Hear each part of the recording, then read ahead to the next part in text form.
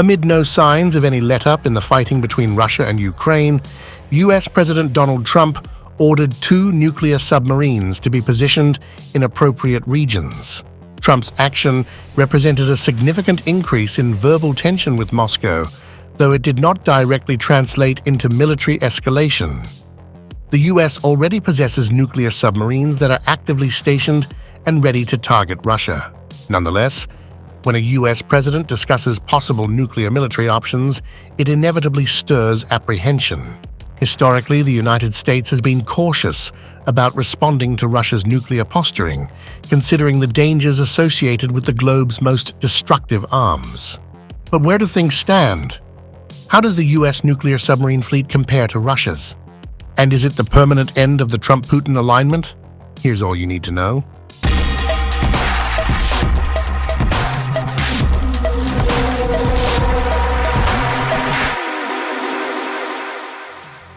The submarine fleet of the United States is made up of 4 distinct operational classes: Ohio, Los Angeles, Seawolf, and Virginia, all of which utilize nuclear power. Within the Ohio class, there are 14 ballistic missile submarines that constitute the maritime component of the U.S. nuclear triad. Additionally, 4 submarines from the Ohio class are equipped as guided missile submarines capable of conducting both strike missions and special forces insertions. The remaining 3 operational classes, Virginia, Seawolf, and Los Angeles, are designed as nuclear-powered attack submarines. Their primary roles involve engaging and neutralizing enemy ships, providing support for ground operations and carrier strike groups, as well as executing surveillance missions. And what about Russia, the country with the world's largest nuclear arsenal? The Russian Navy operates one of the most extensive submarine fleets on the planet, comprising approximately 58 vessels. The country deems its 11 nuclear-powered ballistic missile submarines essential for maintaining its strategic deterrent capabilities. In spite of financial challenges that arose after the fall of the Soviet Union, Russia has made significant advancements in modernizing its submarine fleet in recent years. In addition to the 11 ballistic missile submarines, Russia also has 17 nuclear-powered attack submarines, 9 nuclear-powered cruise missile submarines, and 21 diesel-electric attack submarines. The Russian Federation continues the legacy of its Soviet predecessor as a significant supplier of diesel-electric submarines. As per the Nuclear Threat Initiative, during the peak years from 1960 to 1980, Soviet submarine exports reached their zenith with the sale of 60 Project 613 submarines to a total of 9 nations. Among these nations were Albania, Bulgaria, Cuba, Egypt, Indonesia, China, North Korea, Poland, and Syria.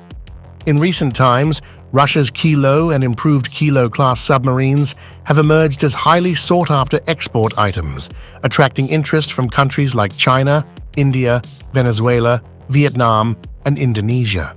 In 2012, the Russian Federation leased a nuclear-powered submarine for the first time, delivering an Aquila-class submarine to India. The deployment of submarines by Trump occurs amidst escalating tensions between Washington and Moscow as the US president expresses growing irritation over what he perceives as Russian President Vladimir Putin's inability to broker a resolution to the ongoing conflict in Ukraine. Is it the permanent end of the Trump-Putin alignment? Analysts at the European Policy Center say Putin has treated Trump's initiatives with scornful disregard, showing how little he thinks of him. Russia has even launched serious attacks on Ukrainian civilians after calls for peace from the White House. Up till now, the US had reacted minimally, offering little more than statements that were, at times, unexpectedly gentle and seemed to favor Russia. Think tank analysts say Putin has overplayed his hand. Trump sees the world as being governed by strong men who divide power between them. Putin's actions make the Americans look weak and ineffectual, insulting Trump at a personal level. Trump's ability to fulfill his commitments and threats may hinge, at least in part, on the extent to which Moscow takes steps towards reconciliation.